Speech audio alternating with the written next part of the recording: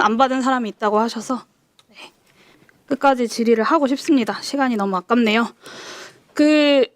지난 청문회에서 방첩사가 국회에 도착한 뒤에 체포작전을 수행하려고 한 거다라고 인정을 했습니다. 근데 그것과 관련돼서 좀 사실관계 확인을 하려고 하는데요.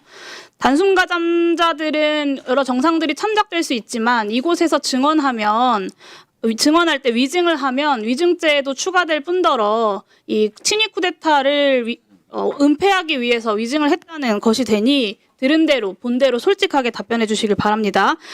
계엄 당시에 방첩사 지원하라는 지시를 받고 국회 수소충전소로 출동하신 바 있죠? 누구에게 어떤 지시 받고 언제 지시 받아서 출동하셨습니까?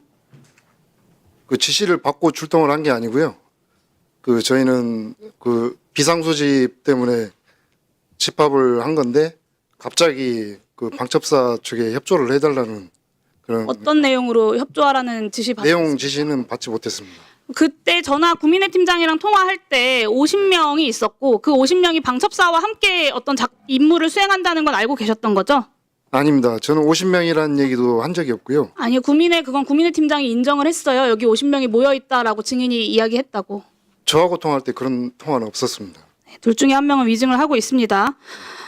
사복으로 출동하라는 지시 받았습니까? 지시 안 받았습니다. 본인이 구민회 팀장에게 얘기하지 않았으면 이병하 경위가 50명이라고 이야기를 했겠네요. 그럴 수도 있을 것 같습니다. 네. 구민회 과장이 영등포 형사가 먼저 50명이라고 했다라고 진술을 했습니다. 결과적으로 그 50명은 방첩사를 지원하기 위해 대기하고 있었던 것이죠. 그 상황에서 통화를 하는 상황에서. 그 50명은 아닙니다. 저는 10명으로만 알고 있었습니다. 네, 들어가십시오. 잠깐 멈춰주시고 이호영 차장님. 네, 차장입니다. 네, 제가 어떤 말씀 드릴지 아시죠? 네, 방첩사 체포조 파견 명단 100명, 그리고 영등포서 형사 50명 긴급 체포에 동원했던 거, 그리고 국회 봉쇄와 침탈까지 경찰이 내란에 굉장히 깊숙이 발을 디뎠습니다. 그런데 경찰청장과 서울청장 2명 구속되고 3명, 국수본에 3명 입건된 거 말고는 제대로 조사되고 있는 것도 없고 인사조치되고 있는 것도 없습니다. 임경우 수사부장이 파견 명단 작성하고 출근시켜서 출동 준비까지 시켰는데 그게 상관의 지시 없이 실무자 둘이 할 수 있는 일입니까? 그렇지 않은데 왜 자기가 한 일이라고 이야기할까요? 저는 경찰이 제대로 수사하지 않고 제대로 인사조치 안 하니까 사실관계 다 드러났는데도 자기 혼자 한 거다, 내가 판단한 거다라고 이야기하는 거라고 생각합니다.